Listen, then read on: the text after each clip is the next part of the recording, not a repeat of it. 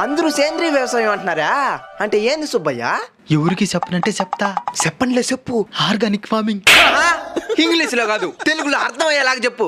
సేంద్రీయ వ్యవసాయం. పురుగుల మందు నోట్లో కొట్టేస్తాను.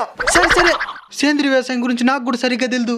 చిన్నప్పటి నుంచి వ్యవసాయం చేస్తున్నాం, మన కళ్ళ ముందే చాలా మారిపోయినాయి కదా. నిజమే రంగయ్య, ఒకప్పుడు మా పక్కింటి అమ్మాయి నన్ను చూసి పక్క నవ్వుతునింది. ఇప్పుడు అసలు పట్టించుకునేది కూడా. నేను చెప్పేది ప్రకృతి గురించి, పక్కింటి అమ్మాయి గురించి కాదు. ఈ వ్యవసాయం చేసి నష్టపోతున్నామే గాని రూపాయి లాభం లేదు. అధిక దిగుబడి వచ్చేదానికి ఈ సేంద్రీయ వ్యవసాయం ఏమన్నా ఉపయోగపడినా? తప్పకుండా ఉపయోగపడుతుంది.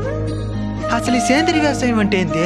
ఎలాంటి కెమికల్స్ వాడకుండా ఆవు మూత్రం, పేడ వంటి సహజమైన వాటితో పంట పండించడాన్ని ఆర్గానిక్ ఫార్మింగ్ అంటారు. ఓహో. కెమికల్ మందులు వాడడం వల్ల నేల సారవంతాన్ని కోల్పోతుంది, పంట కలుషితమైపోతుంది. ఆ పంట తిన్న ప్రజలు అనేక రకాల వ్యాధులకు గురవుతున్నారు. ఈ సమస్యలన్నిటి